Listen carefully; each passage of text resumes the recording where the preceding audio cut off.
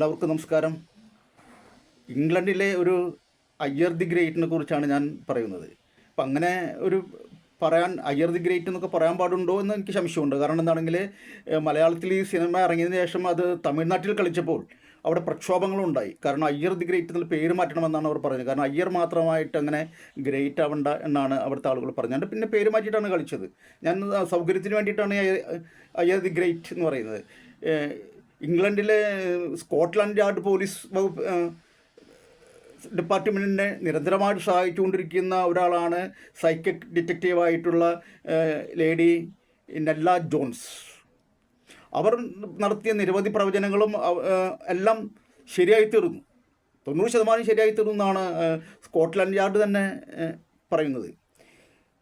അവർ 2 തീവണ്ടി അപകടങ്ങൾ പ്രവചിച്ചു. അത് 2 സംഭവിച്ചു. അതുപോലെ തന്നെ ഒരിക്കൽ അവർ പ്രവചിച്ചു നഗരത്തിലേക്ക് അവൻ വരുന്നു. എന്നിട്ട് ഒരു യോർക്ക്ഷയർ റിപ്പർ എന്ന പേരുള്ള ഒരു സീരിയൽ കില്ലറെ കുറിച്ച് അവൻ വരുന്നു, കറുത്ത മുടിയും താടിയുമായി. അവൻ്റെ കണ്ണിൽ മരണത്തിൻ്റെ വിഷലിപ്തമായ കൊടുങ്കാറ്റുകൾ ഉറങ്ങുന്നു. ചെറുപ്പക്കാരനും സുന്ദരനുമായി അവൻ നഗരത്തിൽ മരണത്തിൻ്റെ വിത്തുകൾ വാരിയെറിയുന്നു. 13 കൊലകൾ അവൻ നടത്തും.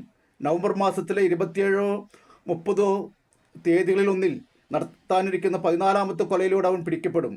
അവൻ്റെ പേരിൻ്റെ ആദ്യത്തെ അക്ഷരങ്ങൾ JH എന്നായിരിക്കും. ഈ പ്രവചനം നടത്തിയ 6 മാസങ്ങൾക്ക് ശേഷം ഇതെല്ലാം തന്നെ സംഭവിച്ചു. പിടിച്ചപ്പോൾ അതെല്ലാം ശരിയായിരുന്നു. അവർ പ്രവചിച്ച എല്ലാ കാര്യങ്ങളും ശരിയായിരുന്നു. നെല്ല ജോൺസ് പ്രവചിച്ച അത്ര തന്നെ കൊലപാതകങ്ങൾ ഈ സീരിയൽ കില്ലർ നടത്തി. അങ്ങനെ അവൻ പിടിക്കപ്പെട്ടു. നമ്മുടെ മനസ്സിൽ ഒരുപക്ഷെ നമുക്ക് ചോദിക്കും, അങ്ങനെയാണെങ്കിൽ പിന്നെ പോലീസൊന്നും വേണ്ടല്ലോ എന്നൊക്കെ ചോദിക്കും. പക്ഷേ നെല്ല ജോൺസിനെ പോലുള്ള ആളുകൾ വളരെ കുറച്ചേ ഉള്ളൂ. പോലീസ് സേന വളരെ വലുതാണ്. പോലീസ് സേനയ്ക്ക് ഒരു കാര്യം കണ്ടെത്താൻ കഴിയാത്തൊരവസ്ഥയുണ്ടാകുമ്പോഴാണ് ഇത്തരം സൈക്കിക് ഡിറ്റക്റ്റീവ്സിനെ സമീപിക്കുന്നത്. ഇന്ത്യയിലും ഉണ്ട് അത്തരം സമീപനം. പക്ഷേ യൂറോപ്പിലൊക്കെ അത് ഔദ്യോഗികമായി അംഗീകരിക്കപ്പെട്ട് കഴിഞ്ഞ കാര്യമാണ്.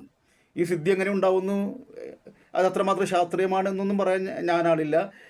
നമ്മുടെ മലയാളിയായ പാരാസൈക്കോളജിസ്റ്റ് ഡോക്ടർ ബാലമുരളീകൃഷ്ണൻ അങ്ങനെയാണ് തോന്നുന്നു. അദ്ദേഹം നെല്ലയെ ഇംഗ്ലണ്ടിൽ പോയി നേരിട്ട് കാണുകയും അവരുടെ സിദ്ധികളെക്കുറിച്ച് അനുഭവിച്ചറിയുകയും അത് രേഖപ്പെടുത്തുകയും ചെയ്ത ആളാണ്. എന്തായാലും ലോകത്ത് ഇത്തരം അത്ഭുതങ്ങൾ നടക്കുന്നുണ്ട് എന്ന് മാത്രം ഞാനിവിടെ പറയുന്നു. നമസ്കാരം.